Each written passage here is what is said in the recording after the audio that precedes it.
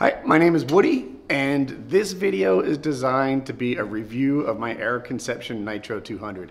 What it's not designed to be is a sales pitch for it, although I am really happy with it. It's to help people when picking their paramotor know different things to look for and what my experiences have been.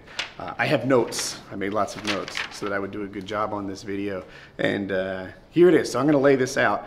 Outline. It's going to start with who I am, so you know who what level of this information is coming from. I'm going to talk about the weight of the paramotor, the harness and frame, weight shift, power, reliability, and then at the end, fuel consumption. I'll put some description links so that you can skip ahead to different areas if they interest you, or maybe you're watching this for the second time and you don't want to see the whole thing. But yeah, so let's get right into it. Woody from the future here. What I talked about and what I plan on talking about were close, but not an exact match, which is why the description is probably not an exact match of what you're looking on the screen. I will also jump in from time to time when I think that I could have done better. Like now. First part, who I am. I'm Woody. This is March, so I've been obsessed with paramotors for about 1 year now. I started my training, I think, in April of last year, so I'm coming up on a year's worth of handling wings and such. I don't think I started flying till June, maybe. So a little less than a year flying. This guy has 28 hours on it. So I have 28 hours experience on this paramotor. I have about 15 hours experience on a Fresh Breeze paramotor that I owned before this one. And I'll talk about that one here and there because it's a big part of my experience. I've only flown 2 paramotors, that one and this one. I thought about making a Facebook video because most of the paramotor world hangs out on Facebook, but the trouble is Facebook videos tend to vanish in 2 or 3 days. And I wanted this to be like a persistent resource that maybe people could look into. And oh, the last thing. So Aviator PPG, they're the distributors for these things. They made this 100-hour review showing warts and all, talked about what broke, how they fixed it, etc. And it was kind of an open and honesty-based thing. And I really like the way they did that. So I'm going to copy some of that style and talk about what's great and what's not great and my experiences with it. So that's who I am. That's what you can expect. Next up, weight. When I read this headline, I thought I was talking about my weight. But I'm talking about the weight of the paramotor. I should mention my own, though. I'm about 210-ish now. Don't judge me, but that's important. If you're like most women or a light guy, say in using pounds, 150 and under, then you've got the whole world of options open to you. You can fly an 80cc paramotor. Somewhere around 175 pounds, you start wanting to look at 175 cc's and higher, because it takes a little more to push you into the air. This, I forget the exact thing. I'm going to call it 195 cc's. I think it's just shy of 200. And it's scaled to handle just about the biggest of foot launchers. If you were to get much bigger than this paramotor can handle, then you're probably looking at a trike or a quad, because usually when you get to 280 pounds, there are other fitness issues that stop you from being able to run and foot launch and stuff like that. But anyway, the weight of this guy, it's claim to fame. That's what everybody talks about. That's why they say it's the game changer. That's the thing. I'm a little different than I feel like most people are talking. I appreciate the lightweight. I really like it, but not usually in the just flying tasks. For example, I watched, I think his name's Jason Stumpf, and he made a video and he says, oh my gosh, it's so much better for him. He used to go to the field just dreaming of a slight headwind so it would help him get up in the air. And then once he got in the air, he never wanted to land because it was just so much work and risk and such to have a successful launch. And the low weight of this thing just changed paramotoring for him. That he flies more often now, he's better, etc., etc. My previous paramotor, the Fresh Breeze, it had this Polini Thor 190 light, very powerful. And once I developed the technique to take proper advantage of all that power, my launches were pretty good. I would launch every time, no wind. You just have to, get that motor to do all the work for you. Having said that, there were so many other times that I didn't like the weight of that heavier paramotor, and it's mostly in the motor. You know, when I just had to move it around in the hangar, it was like a two-man job. Other people are just grabbing their paramotors by the harness, and I'm asking a friend for help. At the end of a day, you know, and picture this, it's like 1 a.m. I've just flown back from some airfield or whatever, I'm tired, and now I have to take it from the truck to the garage, and that's actually why I bought this. If you could get the wheels. My original goal for this thing was just to have a nicer way to get it from the car to the garage, because the weight was frustrating for me. If for some reason I blew a launch, I would take the paramotor off and fix the wing. Whereas now I just keep it on like it's a backpack because it's not as hard for me. This weighs, I think 42 pounds if you have the pull starter, which I don't love, and I think 45 pounds, 44 and a half pounds if you have the electric start, which is the way to go. And that's the actual weight.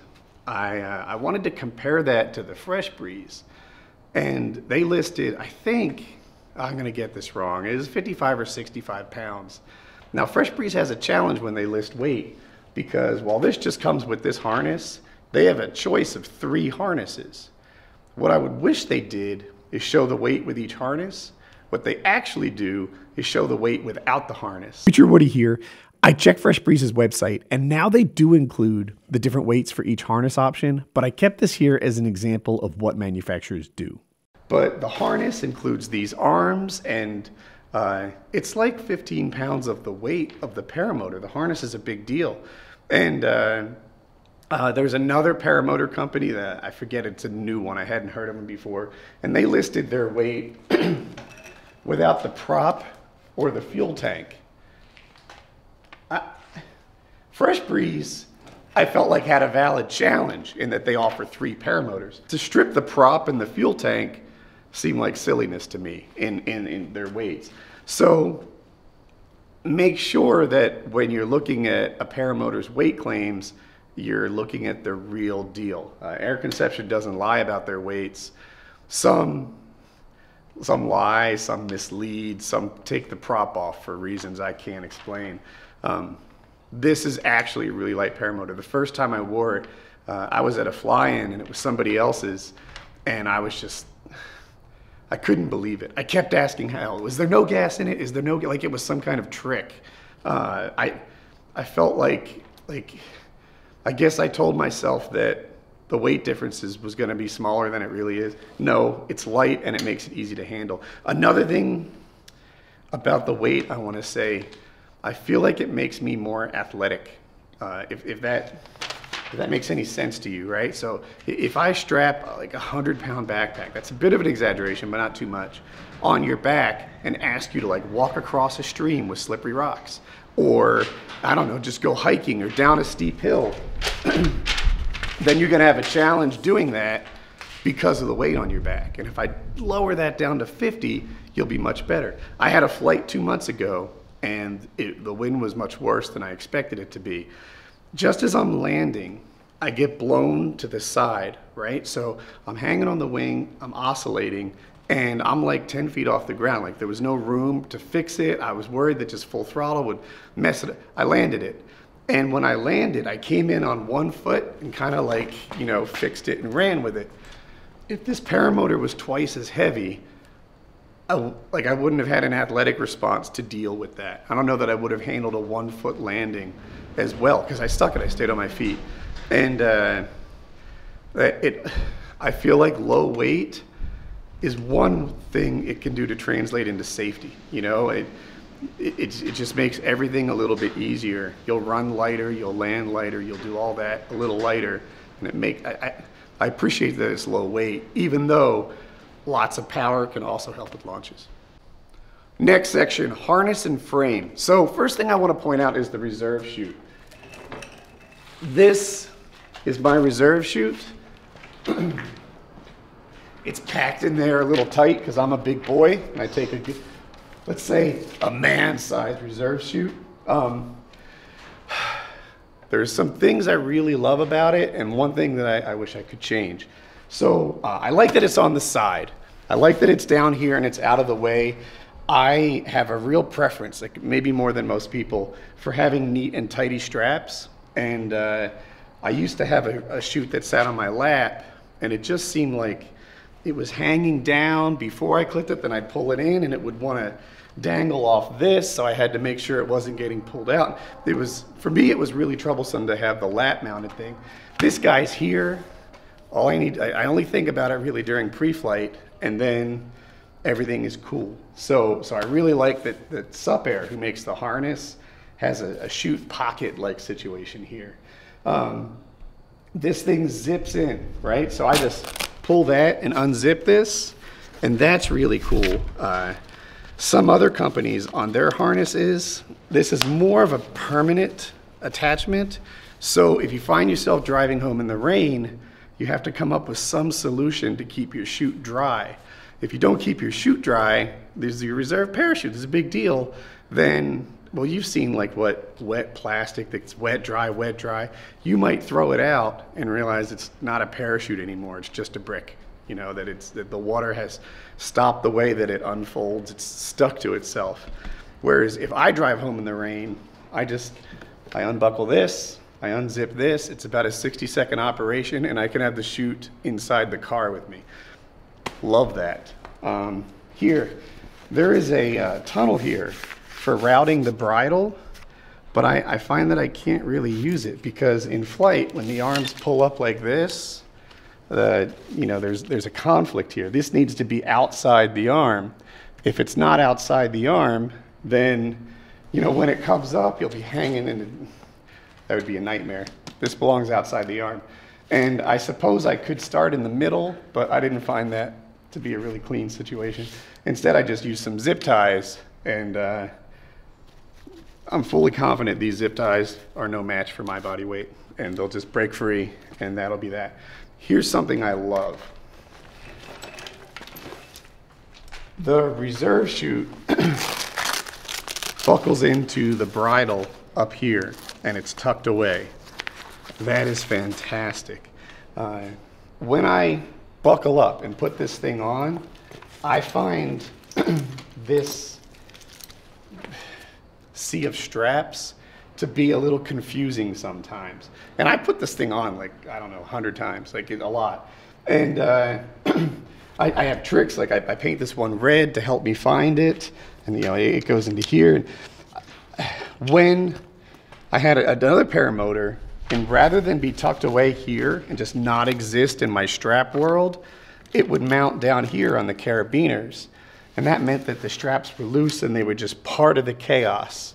Here, the reserve just does not add to the chaos. It's totally gone. And that's a really big deal to me. It's one of my favorite parts about the harness, the way that the reserve is tucked away on the side. Feeling hugged. I'm gonna take a minute, talk about me. I think either other people don't tell the truth about how frightened they are at first, or I set some sort of record for how frightened someone can be at first. I was in the red. I wasn't thinking straight. I just flying around terrified. My first 10, 12 flights, people would say, I want you to be 10 feet off the ground and work on your throttle control and your altitude and this and that and whatever. Like, I am working on not being scared. That's my goal. I would like to have a moment in this flight where I just enjoyed the view instead of just thinking about my impending death the whole darn time. That's how I started. That's not really where I am now. I'm actually, it's totally different now. But when on my first 10 flights even, I was really not feeling confident the whole time, and enough so that it would like impact my decision making and such sometimes. One of the things I like about this gets into the weight shifting. So on the Fresh Breeze, one of the arms was more or less straight. Oh, can we get a nice head-on shot with both arms, please? These are the arms. So what I want you to observe is that these are not straight. They're both kind of like that. Do you see that? Yeah. Right? So these do not come up straight, they're tilted, both of them. What Fresh Breeze does is different. One of them straight, and the other one is tilted out like twice as much. Back up, sweetheart. The thing is this, when I fly, the rotation of my prop makes the whole thing like lean this way a little bit. And that can make you turn right. So to compensate for that, they take these bars, it's one of the way of handling torque, it's torque compensation. They take the bars and they like shift them to the side so that it's already leaning there, and it does the like equivalent of sort of leaning the other way to stop it from just turning right and you having to fight it the whole time. There's a couple ways to fix it. A lot of them work great. What Fresh Breeze does is one of them's kind of straight and one of them's out double. And circling back to me being scared, the Fresh Breeze had a bigger cockpit, right? Because one was straight and one was way out. It was out, it's like an outrigger almost, you know, that like the Hawaiian boats. And that meant that there just seemed to be a lot of swimming going on. When I put this thing on, I'll do it just for fun. When I put this on, it's practically touching both my ribs.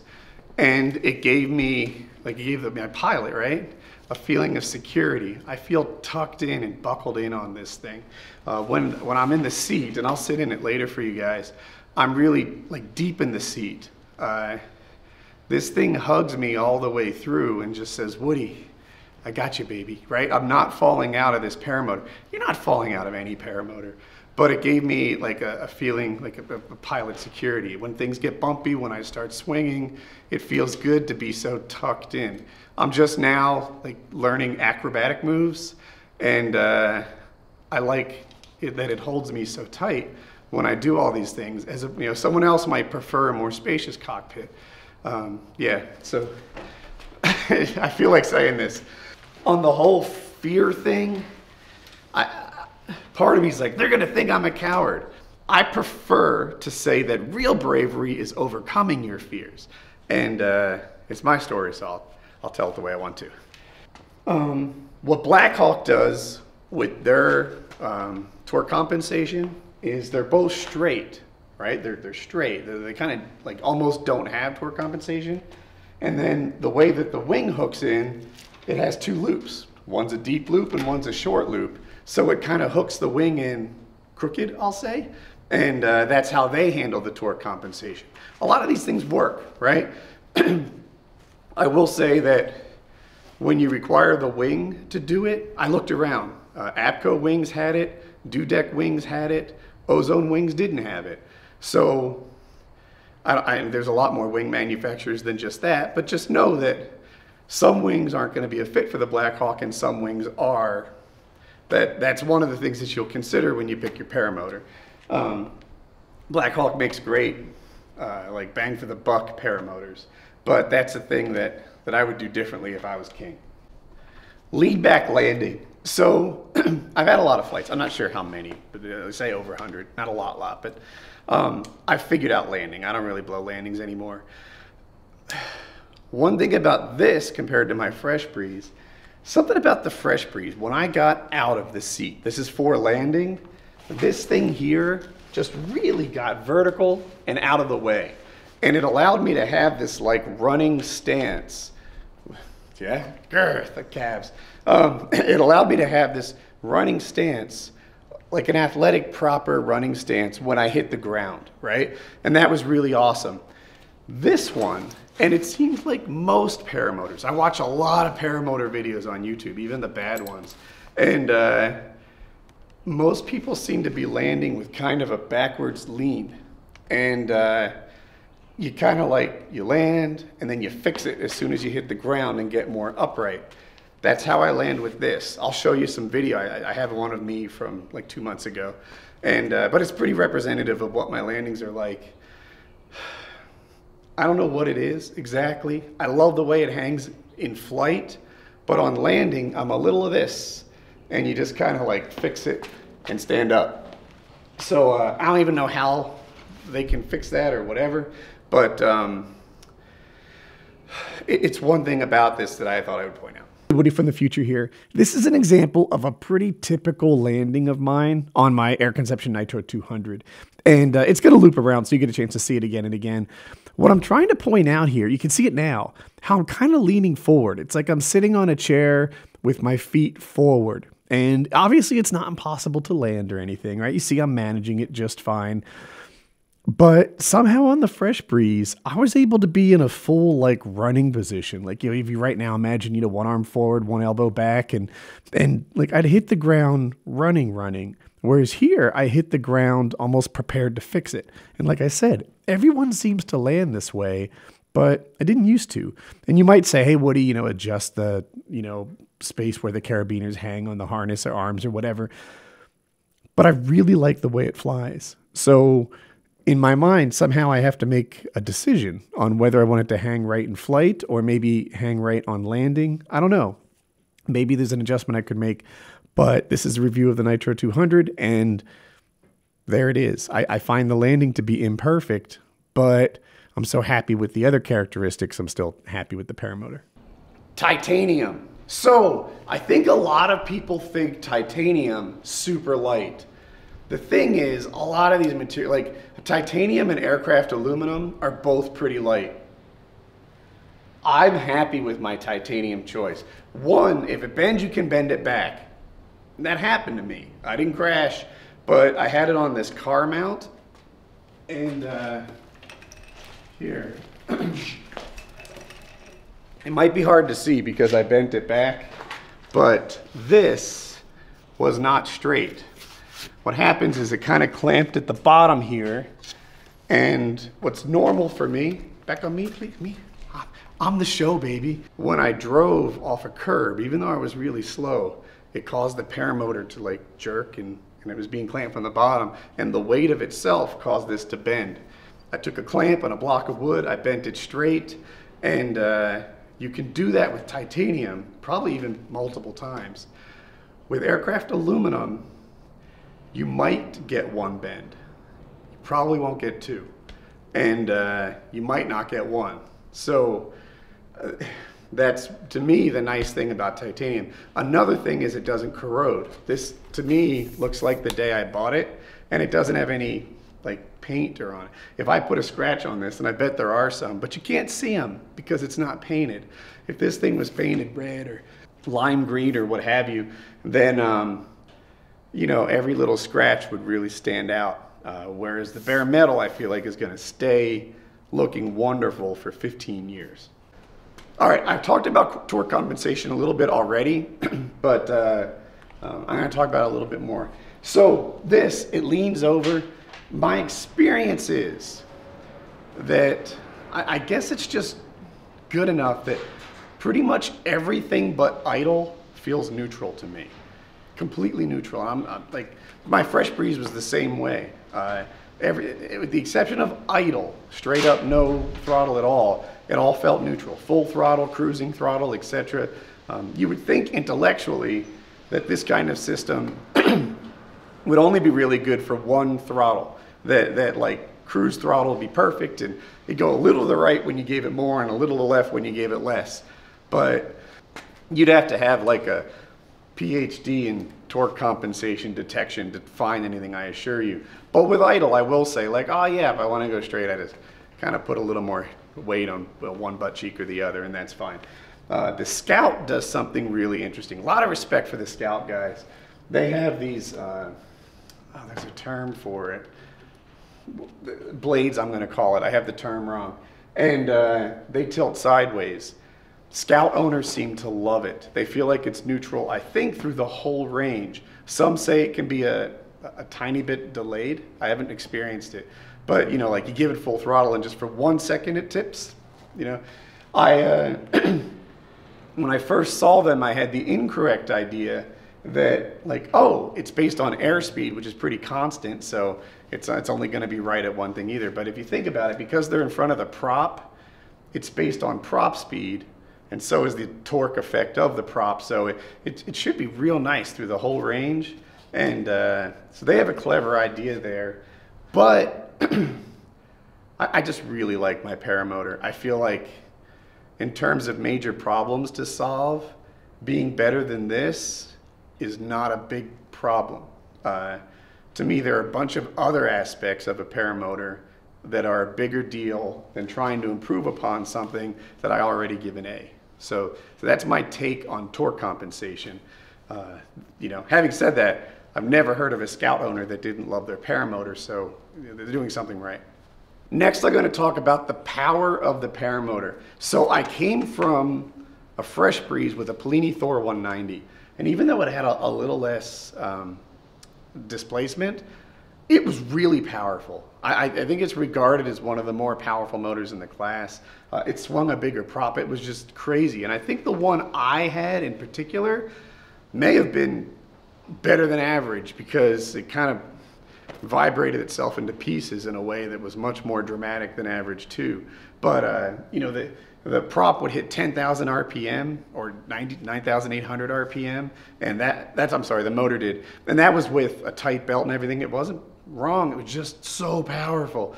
And that was really cool. This I would describe as powerful enough even for a full-sized American. And that's kind of what I'm going for, you know? Like power doesn't make you go faster. Paramotors know this. It makes you climb faster. And I always feel confident in my rate of climbing. I feel confident in my launches. It gives me all the power I need. The only reason I could imagine anyone wanting more power is if they're a good bit bigger than me, or maybe they're one of those insane competition guys that flies tiny, tiny, tiny wings in an effort to go really fast. And those guys usually go for 250cc crazy paramotors. But if you just want to cross country, if you want to acro, if you want to do what most people do, I feel like the power on this is really good. And if you're lighter than me, you'll find it to be more than you need. So that's the power on this. Because, and this is just sort of Woody thinking here, this thing goes about 7,400 RPM, and the Polini 190, like I said, it threatened 10,000 RPM.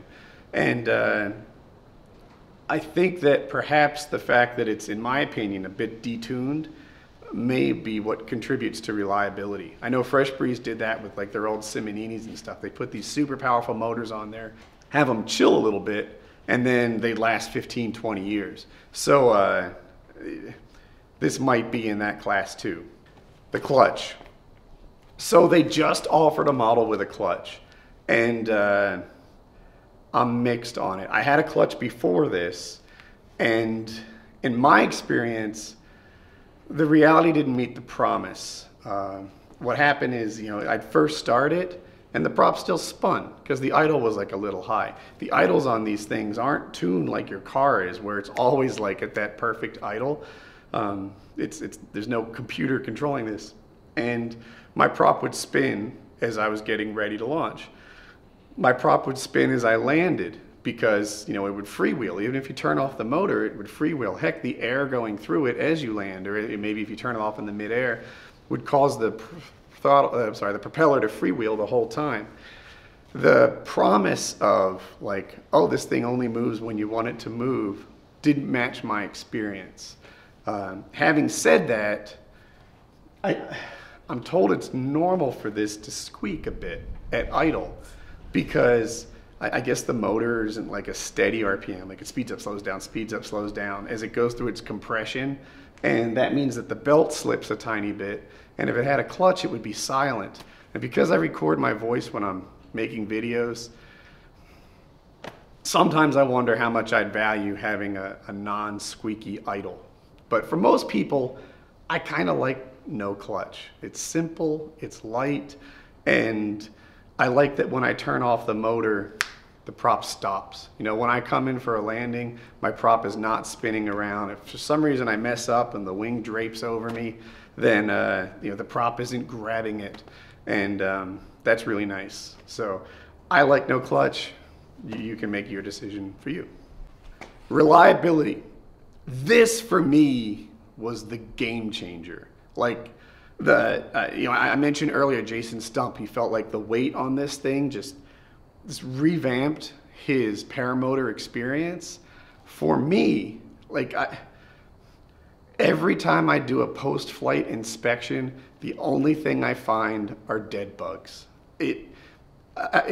I have to stay diligent to do my pre-flights and post-flights like you should, because it's always good. It starts so well. It runs so well. It always does. It's trusty. That changed my experience. When I had the Polini 190, it was a new motor, and the exhaust springs that held the muffler together lasted about an hour. It had a flash starter, a kind of pull start where you like wind a spring and then the spring unwinds. I was so gentle with that thing, and I broke 3 of them. It seemed like if I like had a weekend of flying planned, which I do a lot in the summer, I would be pretty confident that my weekend would end when my paramotor broke. Like, that was normal. Thankfully, Southern Skies was like really good with the replacements. They'd send me the new one before I sent back the old one. They'd get me in the air by the next weekend, typically.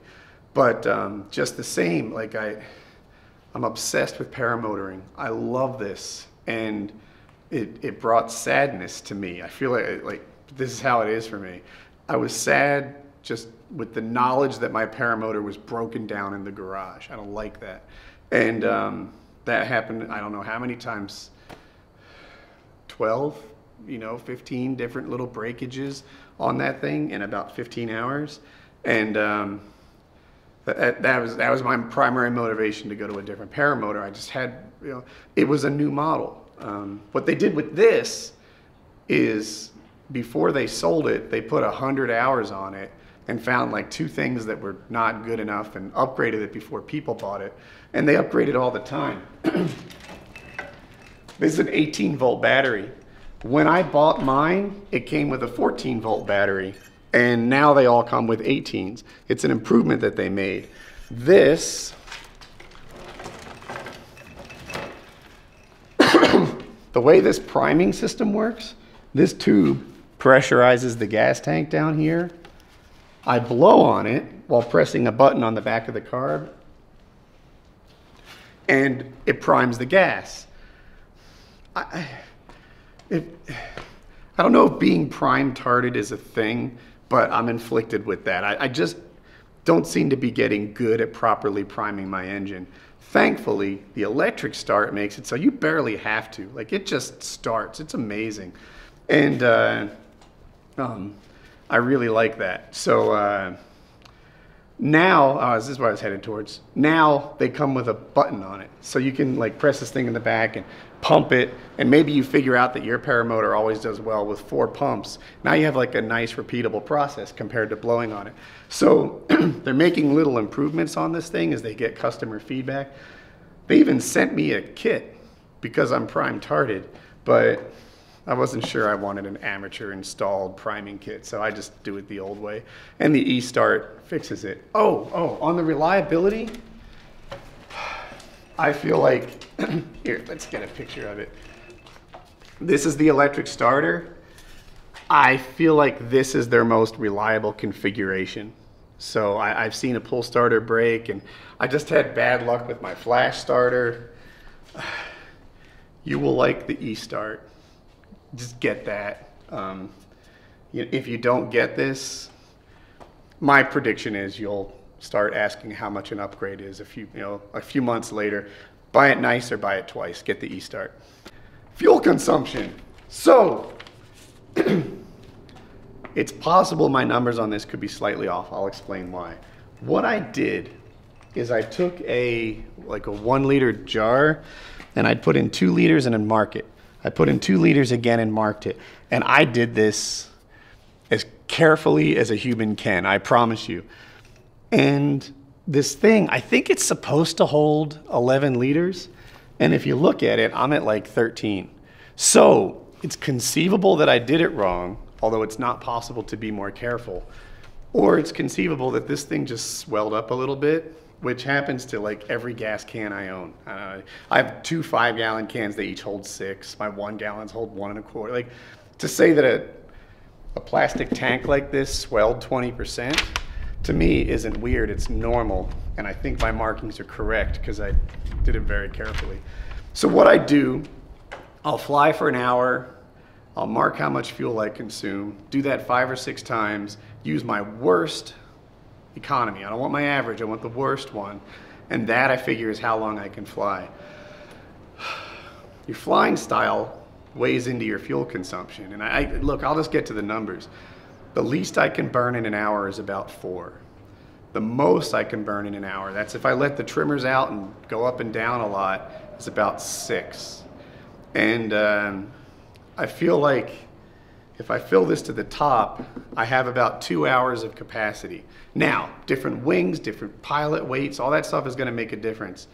But I feel like after 2 hours, I should land because I'm probably on, like I'm definitely into my, you know, danger zone, right? You're not supposed to land without gas. You're supposed to land with a little. So maybe a new wing would give me more time. I usually find that an hour is how long I want to fly. After that, my arms are burnt out. I've done it. It's been great. My longest flight's an hour and 40 minutes. And I did burn most of my gas. So that's my fuel consumption. At like 6,000 RPM and higher, it seems to burn like twice as much as 4,000 RPM. That's been my experience. So if you let your trimmers out, if you use your speed bar, if you do stuff like that, you're going to burn a lot more gas. That's the nature of it. Maybe with another wing, this would be a 3-hour tank, and that's as much as I could ask for. Before I started flying, I thought I would always fly 3 hours. I thought fuel would be my limiting factor constantly. Fuel actually has not yet once been my limiting factor. I've never, even that 1 hour, 40-minute flight, I was done. I was ready to get back. But I do have dreams, you know, where I'm going to go somewhere further or do something interesting. And, you know, that's the kind of fuel consumption I get. All right, now I'm either going to hook into this setup or bust my butt. Either way, I hope it makes for a good video.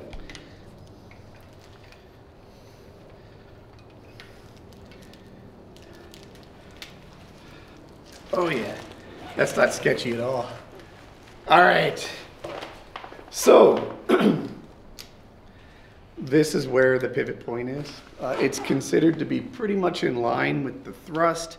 I've been watching these scout videos, and they talk about what makes for a well-balanced paramotor and a good performing paramotor.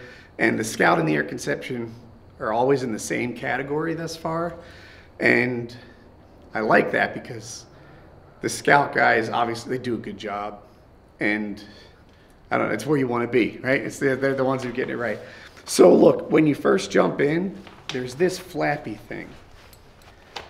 It's out of the way for when you launch and land. And then when you jump in, you pull that up. I can hardly describe how tucked in I feel here. I use this with my armpits to get myself into the seat, you know, because you're sort of not standing in it. You pull yourself back. I've got my brakes here. I am so hugged by this whole unit that it inspires a lot of confidence. And I really like that. I really like everything about it. I don't know if there's a way to make this less strappy.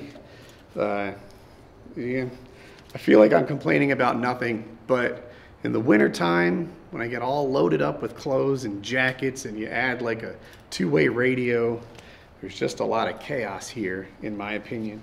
But I really do feel like buckled in and safe and secure. I like how close these are. Sometimes when I weight shift, I actually use my armpit a little bit and just like know where things are. So yeah, there's not a lot of room for improvement, in my opinion, in this harness, but the way that the chute is not in the chaos, should probably be tighter. The chute is not in the chaos, and I like the feedback that it gives me. So I wanted to include that. Everyone talks about this paramotor being good because it's light, and while I appreciate that, I think it's good because of everything else. Like I've just been happy with the reliability, the way it flies, the way it launches, and you know, it always does what I ask it to do. And that's what I like about it. Multi-million-dollar deals got $1 million deal. When I was younger, I would wonder how $1 million feel. And for real, it feel like I ain't even broke a seal. Cause when you drop hits, they want you to pick up the bill. Now my life is in Maryland, my heart is in Chicago. New York state of mind, but out LA, man, that's where I go. When I need to lay this shit down, so much on my mind, that's the reason I'm spitting now.